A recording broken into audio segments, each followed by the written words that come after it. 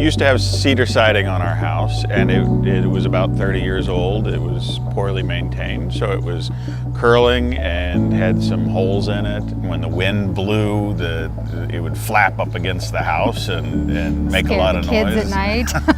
We didn't want to have to be painting every couple of years. We didn't want to have to deal with cracks or dents or the siding pulling away from the house as our current siding was. And so having something that we knew would last and would still look good for a long time was a huge factor in our decision.